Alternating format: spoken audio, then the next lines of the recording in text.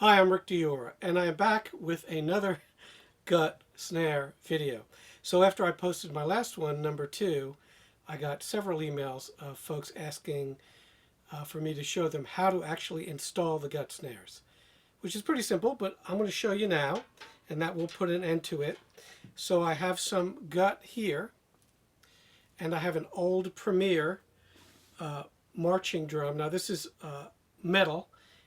It's chrome. It's not chrome over brass, but it's a really good sounding drum, and it's a 14 by 12, I believe, and it's got a really good Premier strainer, an old strainer that works really well with gut, just like the Ludwig strainers I told you about in the second gut snare video. So I apologize for the quality of this video. I'm doing it kind of quickly because I have to run to a gig pretty soon, but I'm using my video camera audio, and this drum is really shiny, so you're probably going to get a little reflection off of it. This may be the last you see of my face because I'm going to step over here now to the strainer. So the first thing you do on these strainers is take off the bottom part. So like I said in the other video, you just do this and pull it off. There you go. Okay? And then normally I'll clean it up. This drum is pretty old. I believe it's from the 1970s. And I'm going to put a pad on this drum so it doesn't resonate when I'm talking for now. Okay, and once that's clean, you take a strand of gut, and you're going to want to cut this gut to be at least usually 15, 16 inches, so it'll just about reach like that. Okay, so I go over, so I have extra, so I'm going over this bottom of the rim. That's the way I do it on this particular drum. On the Ludwig drums, just go over the rim and just cut it a couple inches longer. Then you want to take it, and hopefully you'll be able to see this, and you just want to fold it in half, kind of like the string trimmer analogy I used. Just like that, okay? And then what you're going to do is you're going to take the gut and put one in the top, and then one in the bottom, so the holes will be arranged diagonally. And then you'll pull it tight. Now if it's a previous install, I forgot how to speak, it's already going to be there, so just pull it really tight, and that's what it'll look like. I'll show you a close-up with this other camera. Hopefully you can see that. Alright? And if it's not perfectly even, you could always cut some off of there. And then what you'll do is you'll just go along and keep stringing them through. Now normally all of these old strainers will have 6 holes, 6 sets. So in other words, folded in half, that's 2 strands. And 6 times 2 is 12, so you'll have 12 strands. So I'll do this quickly. I may cut the camera here.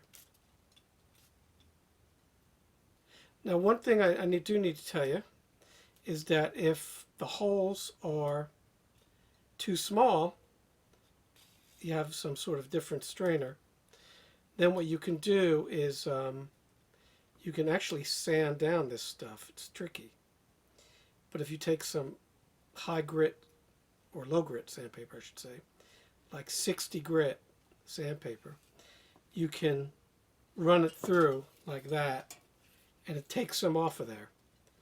And these are polyurethane. I've already used these on a different snare. And again, I'm just running it through here. Alright, so there we go.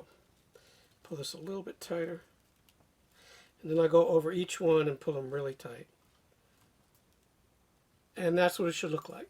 Okay?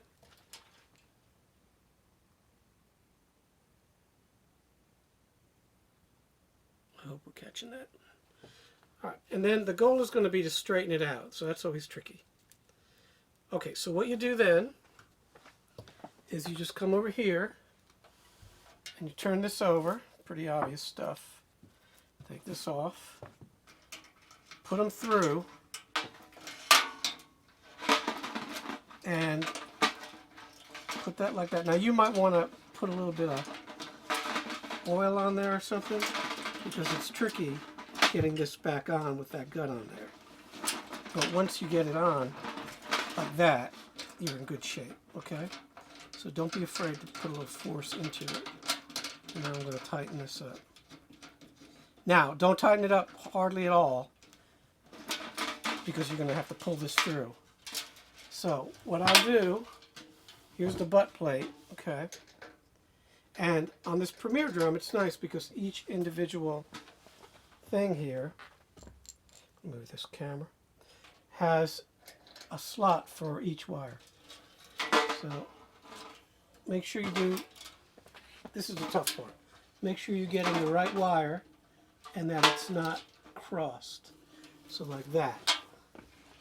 Okay, so this is always, that can be frustrating, getting these to sit straight, because they have a mind of their own. And what you'll do is you'll take them, get them straight, leave the butt plate on, in other words, the part that opens up. Don't take it all the way off. And what you're going to do is slide them in there and try to keep them straight, okay? Like I said, this part is the most frustrating. And it's a little tricky because I'm filming it, so I'm trying to get it on camera here, but usually it's faster. Now what you're going to do once you get the first set on is you're going to screw it down just a little. And this you'll have to play with.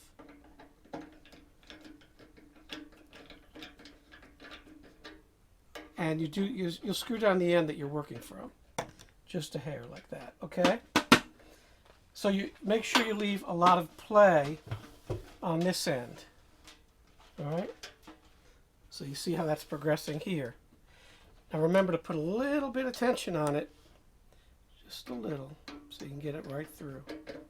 When you get them all in there, I'll show you how to line them up. All right, let's do the next one. There we go.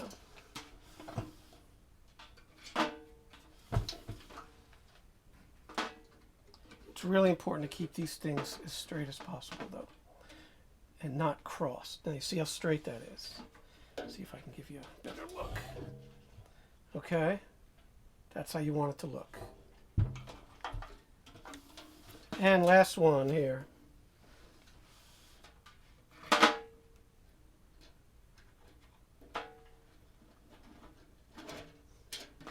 Okay, so once you get them all strung there, you're going to try to pull them tight.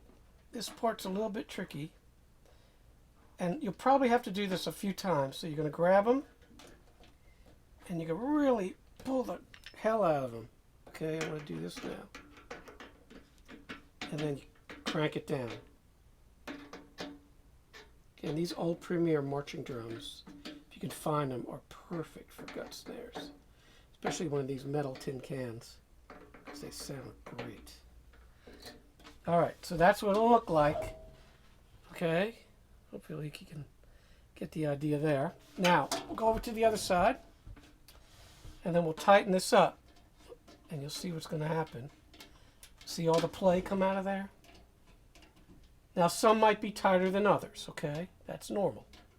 Especially since this drum does not have snare beds. A lot of these metal drums did not have them. As you can imagine, it was a pain in the neck to put them in a metal drum.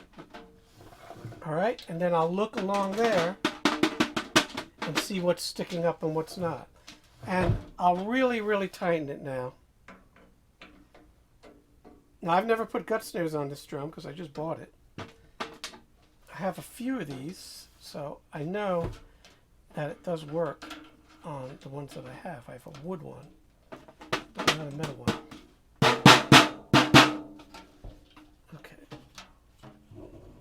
So, that's it. Okay? That's what it should look like. So I'll probably play this for you in another video, because I got to run right now. But hopefully this will answer your questions on how to do it. It is very, very simple. Just got to pull really tight, leave some play in the strainer so you got somewhere to go. And remember, these are going to stretch on you, so Don't be afraid to crank it like that. All right? Get it real tight. And then over time, they'll conform to the drum. And also make sure these screws on the butt plate are really, really tight. So it's the next day here, and sorry my voice is a little hoarse. I played my first show of Wicked last night, and we have to wear masks in the pit, so I've actually lost my voice somehow. Anyway, the drum is settled in nicely. You see the how the gut has straightened out. I'm going to take a look under the drum here, and that looks real good. So normally it takes about, 12 hours or so for the gut to comply. Tightened it up, and I changed the top head. I just put a regular Remo Ambassador Vintage on there. I also put this Canon muffler on there. This drum is very ringy, as you can imagine, being the tin can that it is. And here's the strainer view. So yeah, this came out real nice.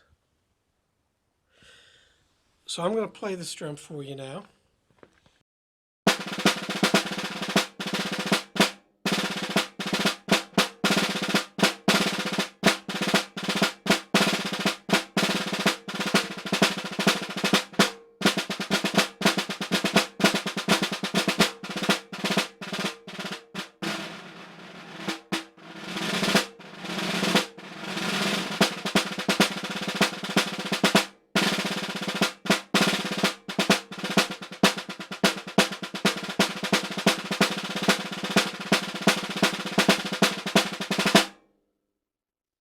So as you can imagine, this is a really loud drum, being all metal and this deep. Again, it's a 14-inch diameter drum and 12 inches deep. So it's not a heavy drum at all, so I know it's not chrome over brass, but it is very loud. Now if I take this muffler off, I'll put this on the ground here, it's extremely ringy.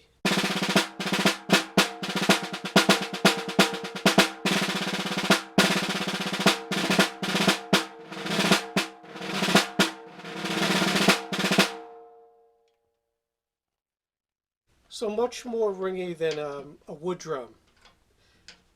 Now they don't make a lot of these all chrome marching drums anymore anyway.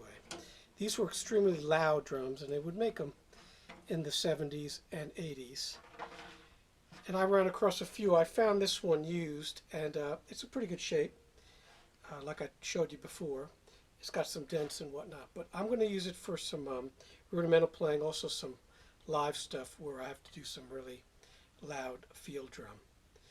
It's also a little bit sensitive, as you wouldn't think, so.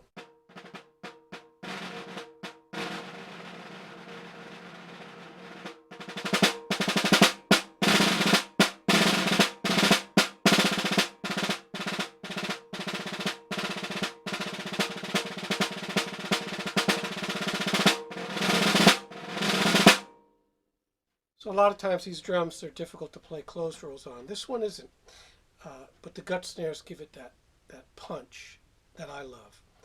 So anyway, this is once again a Premier 14 by 12 marching drum, I believe from the late 70s or 80s. And if you can find one, I definitely recommend them.